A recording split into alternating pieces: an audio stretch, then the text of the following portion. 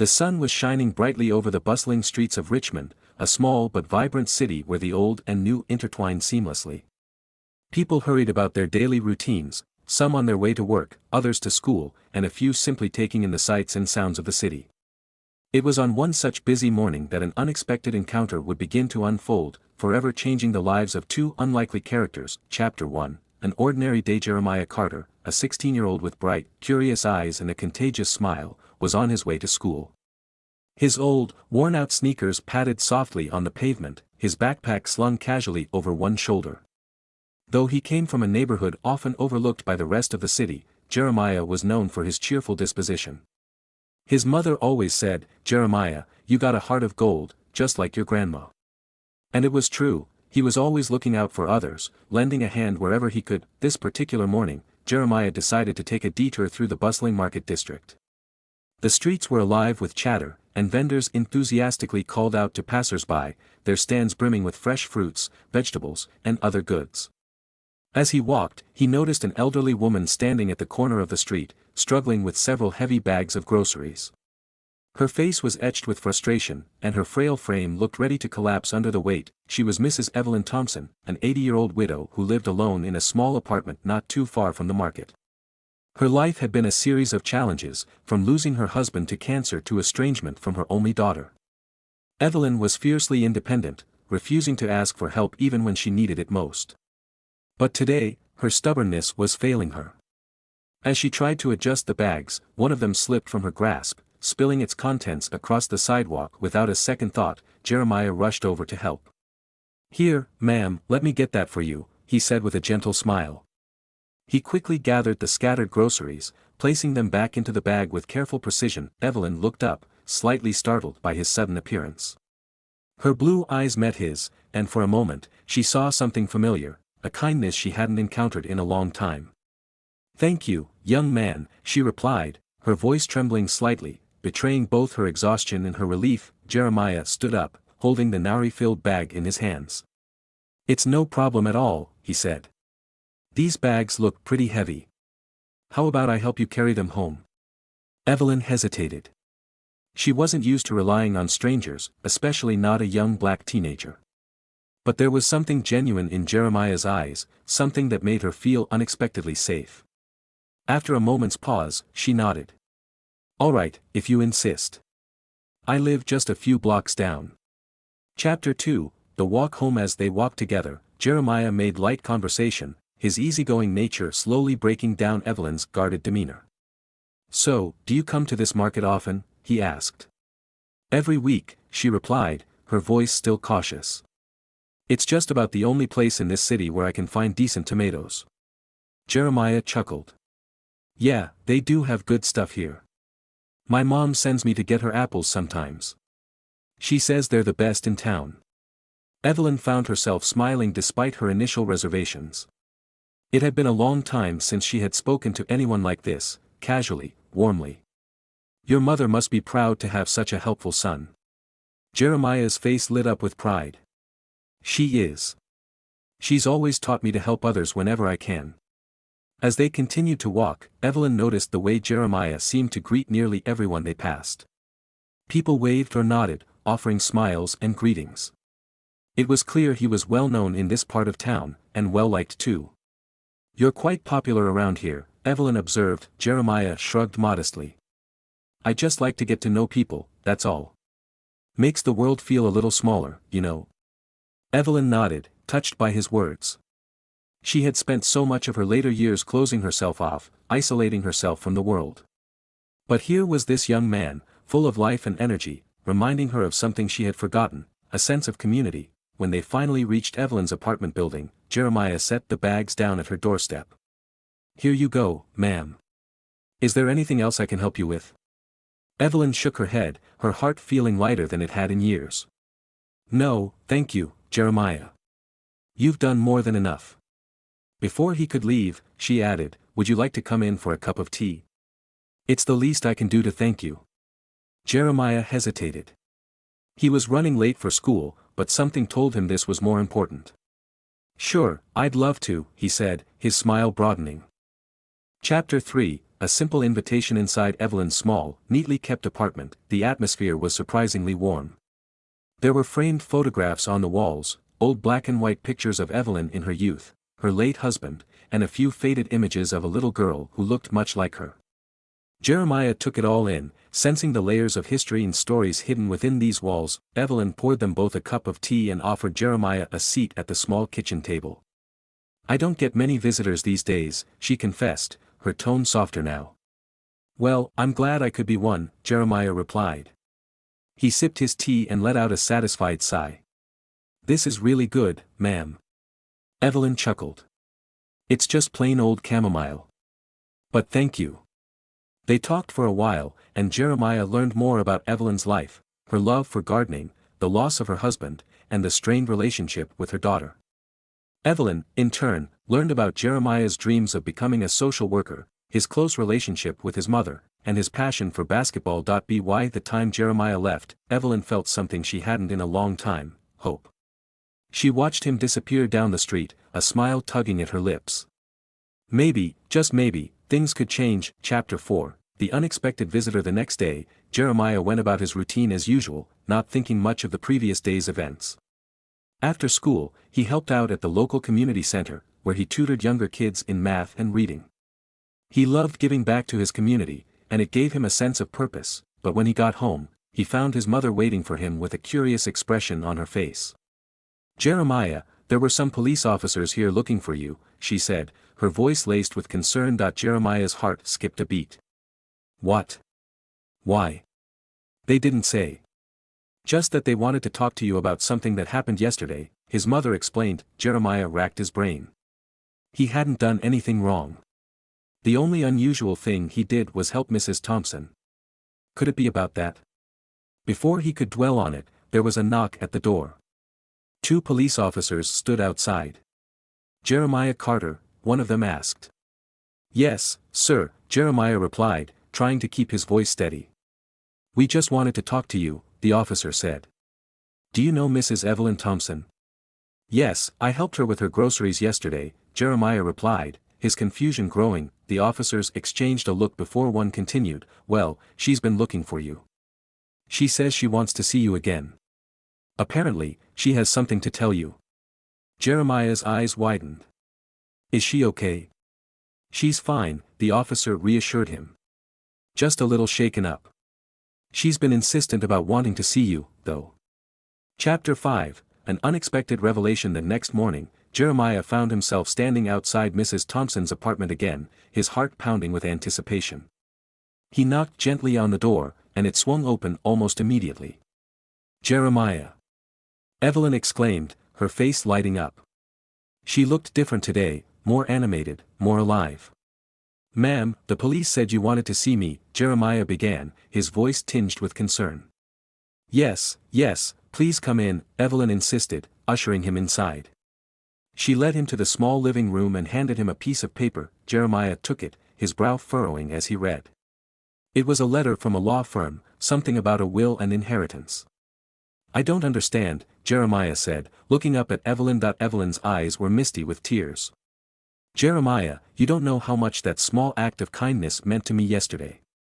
I realize that I've been living in the past, holding on to bitterness and loneliness. You helped me see that there's still good in the world, still a reason to connect with people." She paused, taking a deep breath. "I've decided to change my will. I want to leave something for you, for your future. I've spoken with my lawyer, and I want you to have my apartment when I'm gone. I know it's not much, but it's something." Jeremiah was stunned. "Mrs. Thompson, I don't know what to say. You don't have to do this." Evelyn shook her head. "It's not about having to. It's about wanting to. You've given me something money can't buy: hope, kindness, a sense of belonging. I want to do something for you in return." Chapter 6, A New Beginning. The news spread quickly through the neighborhood. People were astonished by Evelyn's decision, but more than that, they were inspired. The story of Jeremiah and Evelyn became a beacon of hope in a community often overshadowed by hardship. Jeremiah continued to visit Evelyn regularly. They would sit and talk for hours, sharing stories, dreams, and even regrets. Over time, They developed a bond that went beyond friendship, something closer to family. Evelyn began to reconnect with her daughter, reaching out and mending old wounds. Jeremiah encouraged her, reminding her that it was never too late to make things right. Slowly but surely, Evelyn's daughter started visiting, bringing along her 2 children. The small apartment that had once been so quiet and lonely was now filled with laughter and love. Jeremiah, too, found himself changed by the experience. He became more determined than ever to pursue his dream of becoming a social worker. With the support of his community and the unexpected gift from Evelyn, he enrolled in college. His story inspired others to be kinder, more open, and to see each other as part of a larger family. Chapter 7. Full circle. Years passed and Jeremiah graduated with honors. He returned to Richmond, not as the boy who once roamed its streets but as a young man ready to give back to the community that had shaped him. He started a youth mentorship program, helping at-risk kids find their path and stay out of trouble. He became a pillar of the community, just as Evelyn had once become a cherished part of his life. Evelyn lived to see Jeremiah's successes, and her heart swelled with pride every time she saw him on the news or heard his name spoken with admiration. She had found a new family in him, and in turn, he had brought new life to her world. On a bright autumn day, surrounded by her daughter, grandchildren, and Jeremiah, Evelyn passed away peacefully in her sleep. Her life had come full circle, from loneliness to love, from despair to hope. And she knew she had left behind something far greater than money or property. She had left a legacy of kindness. Jeremiah stood at her grave, holding back tears but smiling nonetheless.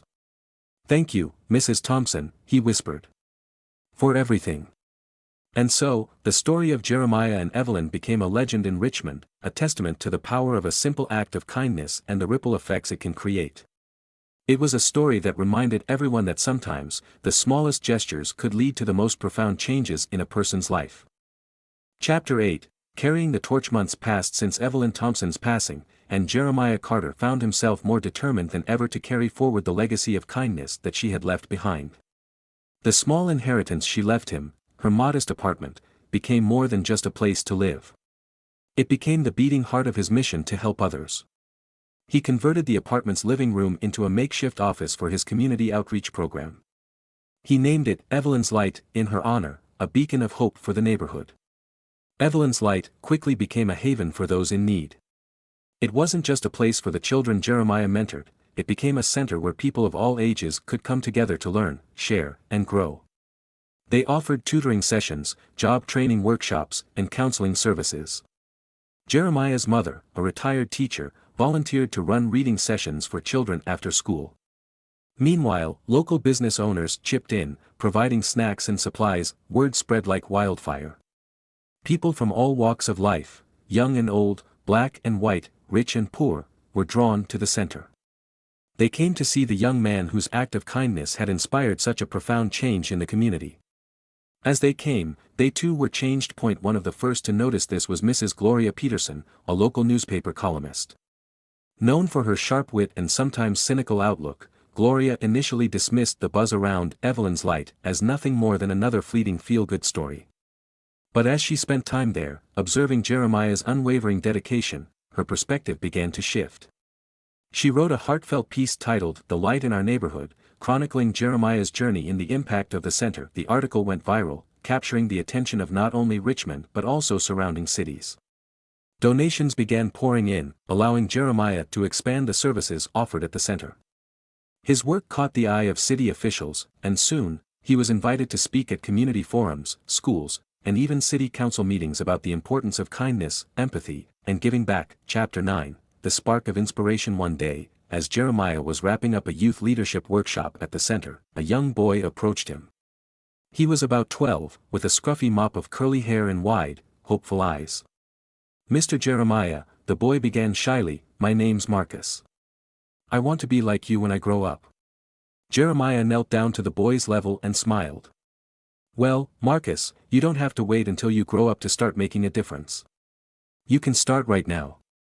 Marcus beamed, his eyes lighting up. "Really? How?" Jeremiah chuckled softly. "How about this? Start by helping one person every day, no matter how small the act. It could be helping someone carry their groceries or even just listening to a friend who needs it. That's how you make a difference." The conversation with Marcus reminded Jeremiah of his own beginnings, and it sparked an idea. Over the following weeks, he developed a new program at Evelyn's Light called Youth Ambassadors of Kindness. It was designed to empower young people like Marcus to take ownership of their communities by engaging in small acts of service.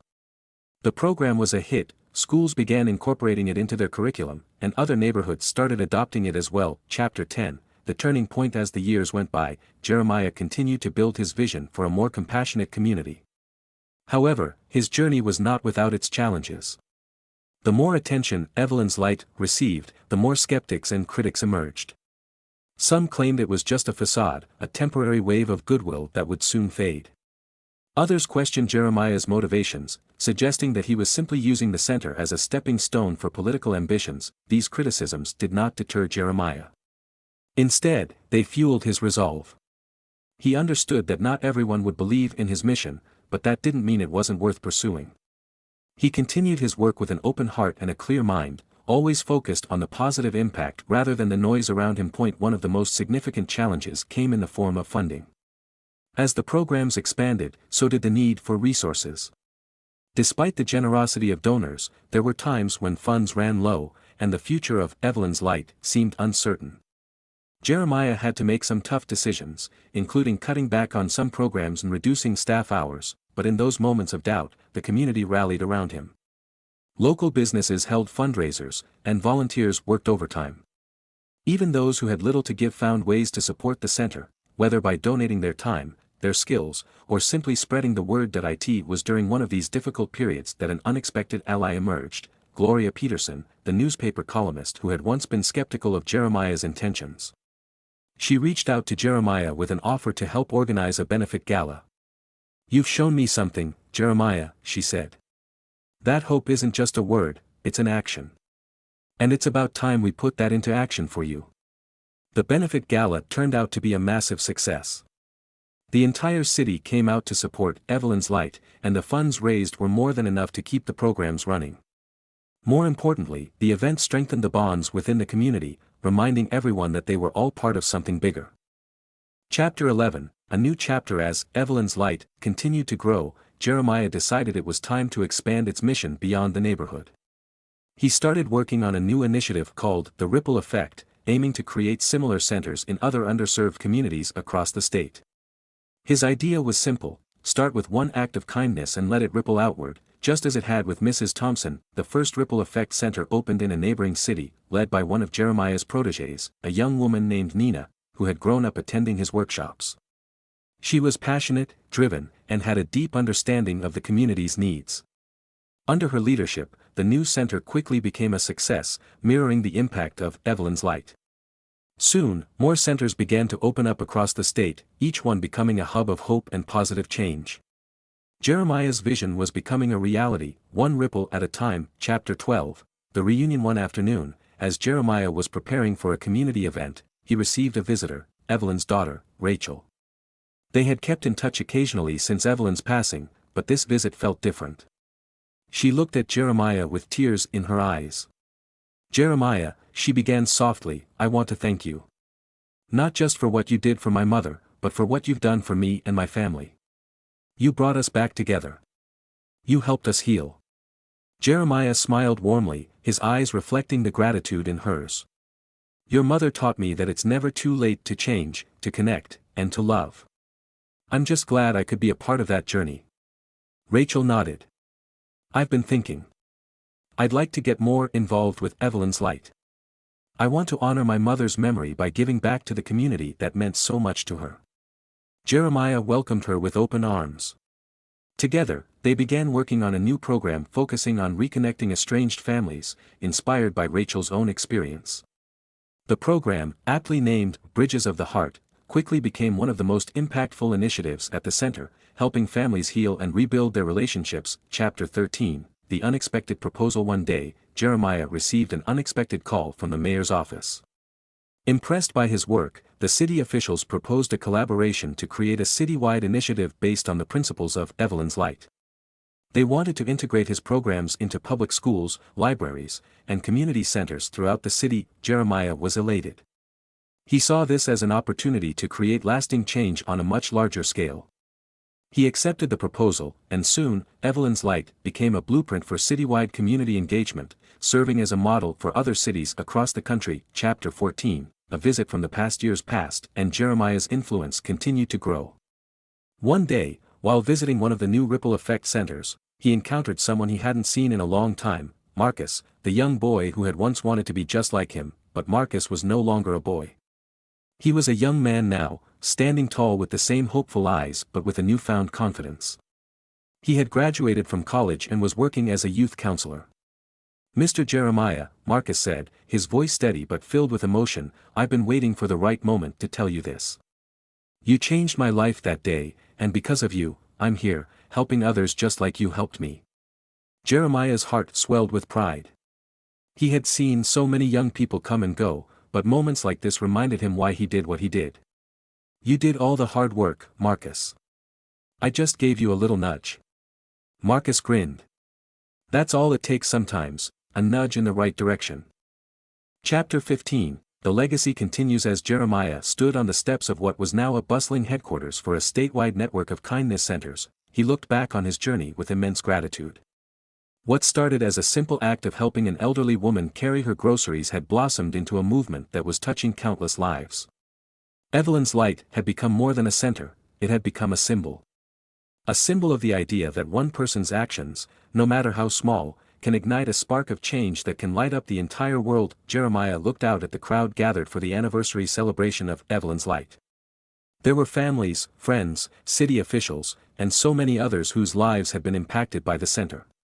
He took a deep breath, feeling the weight of the moment. "Thank you all for being here," he began, his voice strong and clear. "We're here today because of one simple truth, that kindness can change the world. And I believe that with all my heart." The crowd erupted into applause, and as Jeremiah continued to speak, he felt a deep sense of fulfillment. His journey was far from over, but he knew he wasn't walking it alone. He had a community behind him, a movement in front of him, and a legacy of kindness guiding him every step of the way. And so, the story of Jeremiah Carter, Evelyn Thompson, and the community they built together lived on, a reminder to everyone that no act of kindness is ever too small and that the ripple effects of love, compassion, and community can reach far beyond what we can see. Chapter 16, The Power of Small Acts. Jeremiah's words echoed through the crowd that day, but they also reached much further. News outlets picked up on the story of Evelyn's Light, and the remarkable young man who started it all with a single act of kindness. National news programs featured him, and soon, his story became a rallying cry for communities across the country. Jeremiah received invitations to speak at universities, community centers, and even TED Talks. Everywhere he went, he carried the same message: never underestimate the power of a single, small act of kindness. During one of these talks, held in a large auditorium filled with thousands of students, Jeremiah told a story that deeply moved the audience. He spoke about a rainy day when he was just a kid and how a stranger had helped him and his mother push their broken-down car out of a flooded street. That moment of unexpected kindness stayed with him, shaping his worldview. As he spoke, a young woman in the crowd, Jessica Reynolds, felt a pang in her heart. She was from a broken home, struggling to find her way in life, and Jeremiah's words resonated with her. She approached him after the talk, her eyes filled with hope and determination. "Mr. Carter," she began, her voice quivering with emotion, "I want to start a kindness center in my hometown. We've been through a lot, and I think we need something like Evelyn's Light to bring people together." Jeremiah smiled warmly, recognizing the spark of potential in her. "That's incredible, Jessica. You know, Evelyn's Light started with just a simple idea and a lot of heart. If you have those two things, you can make it happen." Jessica did just that. With Jeremiah's guidance and support, she opened a new center in her town, called the Kindness Corner. It became another success story, a safe space for people to connect, learn, and support each other. Inspired by Jessica, other young leaders across the country began reaching out to Jeremiah, each eager to replicate his model in their own communities. Chapter 17, The Coalition of Kindness. As more kindness centers opened, Jeremiah saw the need to unite them under a common mission. He founded the Coalition of Kindness, an organization that brought together all the centers under one umbrella. The coalition provided resources, training, and support for new centers, ensuring they had the tools and guidance needed to succeed. The first annual Kindness Summit was held in Richmond, where it all began. Leaders from kindness centers across the country gathered to share their experiences, celebrate their successes, and discuss the challenges they faced. Jeremiah's opening speech at the summit was one of his most powerful yet. Each of us carries a light, he said, his voice filled with conviction. A light that has the power to brighten someone's darkest day. When we bring those lights together, we create a beacon of hope so strong that it can change the world. The summit was a resounding success. It brought together a diverse group of people, all united by a shared belief in the power of kindness. They formed partnerships, launched new initiatives, and inspired each other to keep pushing forward.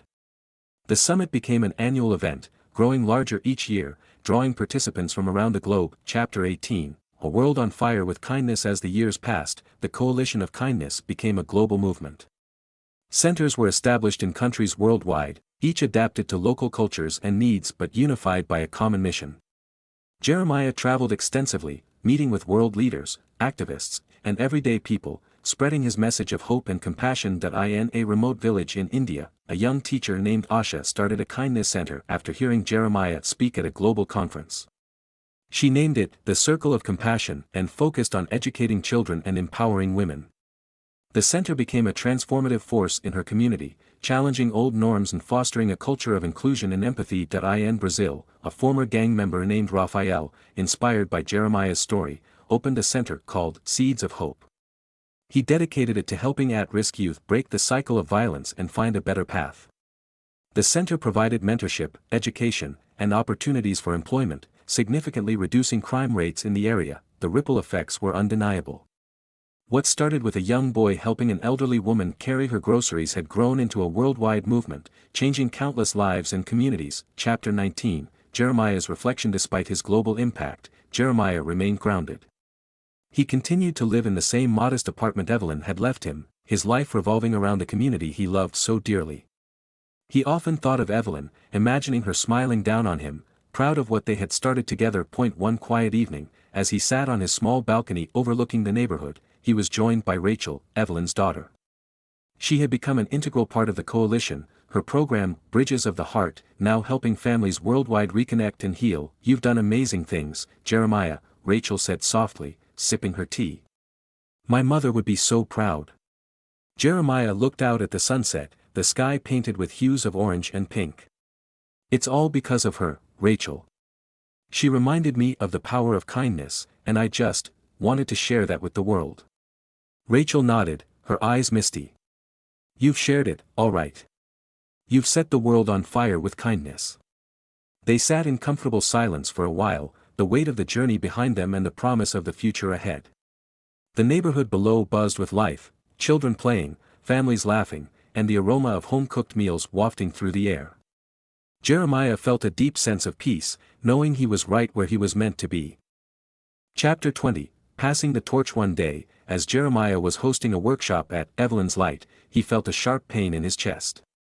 He tried to brush it off, but his vision blurred, and he collapsed. The room erupted in panic, and he was rushed to the hospital. It turned out to be a heart attack. The news sent shockwaves through the community and the global network of kindness centers. People everywhere prayed and hoped for his recovery.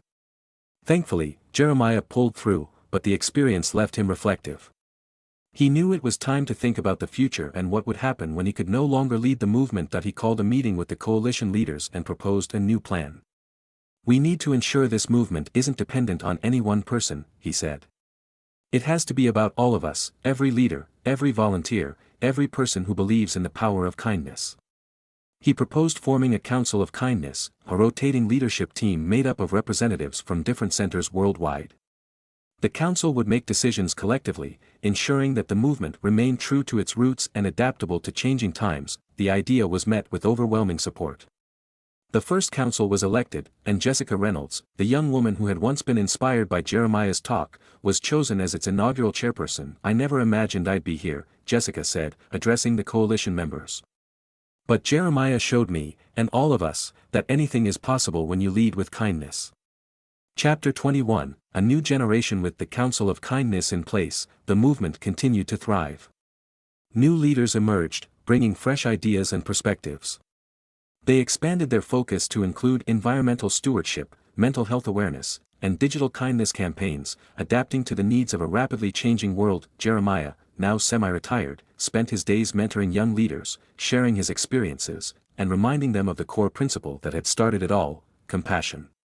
He enjoyed the quieter pace of life, spending time with his family and friends, watching the world continue to change in beautiful ways. One day, as he was taking a stroll through the old neighborhood, he met a young boy carrying a heavy backpack, struggling to make his way up the street. Jeremiah, with a knowing smile, offered to help. "Thank you, sir," the boy said, his face lighting up with relief. "You didn't have to do that." Jeremiah chuckled softly. "You're right, I didn't have to. But sometimes, it's the small things that make the biggest difference." The boy nodded, his eyes wide with understanding. "I'll remember that." As Jeremiah continued on his way, he felt a deep sense of fulfillment. He knew the torch had been passed, that a new generation was ready to carry on the work he had started. The world was still filled with challenges, but it was also filled with people willing to step up and make a difference, one small act at a time, and that, Jeremiah thought, was the greatest legacy anyone could hope for. Chapter 22, the never-ending story. As the years went by, the story of Evelyn's Light continued to inspire people everywhere. Schools taught it in classrooms, and families shared it around dinner tables. It became a modern-day parable, a testament to the enduring power of kindness and community. New chapters were written by those who were touched by its message, people like Marcus, who now led a kindness center of his own, Asha, who had transformed her village in India, and Raphael, who had turned his past into a beacon of hope for others. The coalition of kindness grew into a global network that spanned continents, united by a common goal of creating a more compassionate world. Each year, they celebrated their achievements, honored their challenges, and recommitted themselves to the work ahead. And at the heart of it all was the simple truth that Jeremiah Carter had learned so many years ago, that kindness is a light that never fades, and every single one of us has the power to ignite it today. As he sat on his balcony one last time, watching the sunset paint the sky in brilliant colors, Jeremiah knew that the story of kindness was far from over. It would live on in every smile, every helping hand, every moment of connection. And so, the story continued, written in the hearts of people everywhere, passed down from one generation to the next, a never-ending journey of love, hope, and endless possibility. Chapter 23, Seeds of Kindness. Across continents, years flowed like a gentle river, carrying with them stories of transformation and hope born from the seeds of kindness Jeremiah had planted. As Evelyn's Light and the coalition of kindness spread worldwide, new and unexpected alliances began to form. Governments, corporations, and NGOs took notice of the impact these grassroots kindness centers were having on communities. They saw reduced crime rates, improved mental health, and stronger, more resilient neighborhoods. Leaders from different sectors began reaching out to the coalition, eager to collaborate. Jessica Reynolds, now the council chair, was at the forefront of these efforts. Under her leadership, the coalition established partnerships with several global organizations, allowing kindness centers to open in places once thought unreachable. One such collaboration was with the United Nations, which invited the Coalition of Kindness to help launch the Global Kindness Initiative. The initiative aimed to support conflict-affected areas by fostering reconciliation, rebuilding community trust, and promoting peace through grassroots kindness efforts. Jeremiah's simple message, "Change the world one small act at a time," became a cornerstone of the initiative. Chapter 24, A Journey to New Frontiers. One of the first countries to embrace the Global Kindness Initiative was South Sudan, a nation struggling to recover from years of civil war. The coalition sent a team of experienced leaders to help local volunteers establish a kindness center in the capital city, Juba. Among the team was Nina, the young leader who had opened the first Ripple Effect Center. She was joined by Marcus, now an experienced youth counselor and a rising star within the coalition. Together, they began laying the groundwork for the Juba Peace Hub. They faced challenges unlike any they had encountered before. There were deep scars left by the conflict, distrust between ethnic groups, trauma from loss, and a community wary of outsiders. But Nina and Marcus were undeterred. They knew the power of kindness could break down barriers and heal wounds. One day, during a community meeting, an elderly woman named Anissa stood up to speak. Her voice was steady, but her eyes were filled with pain. "We have lost so much," she said. "How can we trust that this kindness will help us when so many promises have been broken?" Nina stepped forward, her heart heavy but filled with determination. "I understand your doubt, Anissa. I've seen communities torn apart, but I've also seen them come back together through small, meaningful acts of kindness. Let us show you. Let us start small and build trust from there. The meeting ended with mixed feelings, but a seed had been planted. Over the next few months, Nina and Marcus worked tirelessly alongside local leaders to organize community events, support trauma counseling, and create spaces where people could share their stories safely. Slowly, the community began to open up. Small acts of kindness, like helping rebuild a neighbor's home or sharing food with those who had none, started to break down the walls of mistrust. Children who had once known nothing but fear and loss began to smile again, and elders who had felt forgotten started to feel a sense of purpose. Chapter 25, A Light in the Dark. Back in Richmond, Jeremiah kept a close eye on the progress in South Sudan, his heart swelling with pride at how far the movement had come.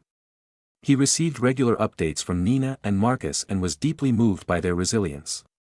The kindness movement had taken on a life of its own, growing far beyond anything he had imagined. One evening, while reading a report from Juba, Jeremiah received a call from Jessica. Her voice was urgent but calm. "Jeremiah, I have some difficult news," she began. "There's been an incident in Juba.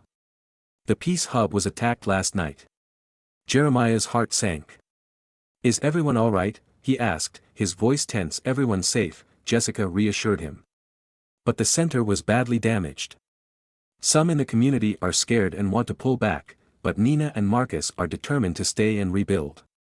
They're asking for our support." Jeremiah felt a surge of both fear and admiration. He knew how dangerous the situation could be, but he also knew that this was the true test of their commitment to kindness. "Let them know we're with them," he said firmly. "Whatever they need, we'll provide it." The coalition quickly mobilized, raising funds and sending supplies to help rebuild the Juba Peace Hub. Messages of support poured in from around the world, testaments to the power of global solidarity. Despite the setback, Nina and Marcus remained steadfast. They worked with the local community to rebuild not just the physical structure but also the spirit of the hub. Within months, the Juba Peace Hub reopened, stronger and more determined than ever. The attack, meant to instill fear, had only deepened the community's resolve. Anissa, the skeptical elder who had questioned Nina and Marcus, became one of their most ardent supporters, helping to lead reconciliation dialogues among different ethnic groups. "Kindness is a light that shines even in the darkest times," she said during a community gathering. "And that light, once lit, cannot be put out." Chapter 26, The Kindness Chronicles. The stories from South Sudan became known as the Kindness Chronicles, a series of accounts documenting how communities could come together in the face of adversity. The chronicles were shared widely, inspiring people worldwide and drawing even more attention to the movement. The Coalition of Kindness decided to compile these stories into a book, which quickly became a bestseller. The book was translated into dozens of languages, spreading the message of hope and resilience far and wide. It featured chapters on the early days of Evelyn's Light, the establishment of kindness centers in conflict zones, and personal stories from leaders like Nina, Marcus, Jessica, and others. Jeremiah was deeply moved when he saw the book's impact. Schools began including it in their curriculum, and several universities started offering courses on the power of grassroots kindness as a tool for social change. The United Nations invited him to speak at their annual assembly, recognizing the coalition's work as a model for peace-building. Chapter 27, A Lifetime Achievement. Years later, on his 70th birthday, Jeremiah Carter was awarded the Nobel Peace Prize. The award recognized his lifelong dedication to promoting peace, unity, and kindness around the world. As he stood on the stage in Oslo, Norway, accepting the prestigious honor, he felt a wave of emotions: gratitude, humility, and a profound sense of fulfillment. In his acceptance speech, Jeremiah shared a story he had never told anyone before, a story from his childhood. "I grew up in a neighborhood where kindness wasn't always easy to come by," he began. "But one day, a stranger showed my mother and me a small act of kindness that changed our lives. It was a simple gesture, but it planted a seed in my heart. That seed grew into a belief that kindness, no matter how small, can change the world." He looked out at the audience, his eyes filled with tears of joy. "This award isn't just for me. It's for every person who ever chose kindness over hate, compassion over indifference, love over fear. It's for Evelyn, who showed me that it's never too late to change. And it's for all of you, who continue to carry the light of kindness forward." Chapter 28, building bridges to the future. With the Nobel Peace Prize came new opportunities. The Coalition of Kindness received unprecedented funding and support, allowing them to expand their reach even further. They launched new programs focusing on climate action, education, and digital kindness, adapting their mission to meet the challenges of a rapidly evolving world. One of their most ambitious projects was the Bridge Builders program, aimed at bringing together young leaders from different backgrounds to learn, collaborate, and create solutions for global challenges. The program became a melting pot of ideas, innovation, and empathy, producing leaders who went on to make significant changes in their own countries. Jeremiah played an active role in mentoring these young bridge builders, sharing his wisdom and guiding them through the complexities of leading with compassion.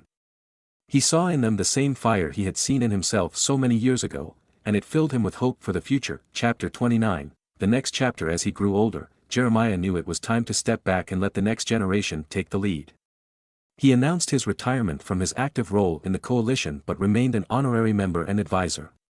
The Council of Kindness, now a seasoned body of leaders, continued to thrive under Jessica's guidance. Jessica, in her farewell speech to Jeremiah, said, "You've been our guiding star, Jeremiah. But now, it's time for us to shine on our own. Thank you for everything, for believing in us, for inspiring us, and for showing us that kindness can indeed change the world." Jeremiah smiled, his heart brimming with pride and peace. "I've done what I came here to do," he said quietly. "Now it's your turn to write the next chapter." Chapter 30, a quiet reflection. Jeremiah spent his final years surrounded by loved ones, enjoying the quiet moments of life. He continued to write, penning a memoir that chronicled his journey and the stories of those he had met along the way. The memoir, titled The Light We Carry, A Life of Kindness, became a bestseller and was adapted into a documentary film that touched millions. One day, as he sat on his porch, an old friend visited him, Rachel, Evelyn's daughter. She was now a grandmother, her face lined with the wisdom of years but still carrying the same spark he remembered. "Jeremiah," she said, her voice warm, "I just wanted to thank you one more time. Not just for what you did for my mother, but for all you've done for this world." Jeremiah took her hand, his eyes soft with age but bright with gratitude. "It was never just me, Rachel. It was all of us, together. That's the beauty of kindness, it belongs to everyone." As the sun set, casting a golden hue over the neighborhood that had been his home, Jeremiah felt a deep sense of contentment. He knew that the light of kindness would continue to shine long after he was gone, carried on by all those who believed in its power. And so, the story of Jeremiah Carter, Evelyn's Light, and the Coalition of Kindness continued to be written, not just in books or documentaries but in the everyday lives of people around the world who chose to be kind, who chose to make a difference, who chose to be the light. The never-ending journey. The story does not end here. It lives on in the hearts of those who hear it, inspiring them to take up the torch of kindness, to reach out a hand to a stranger, to build bridges where there were once walls, and to carry forward the light that will never fade, because in a world where we are often reminded of the darkness, there will always be those who choose to be the light.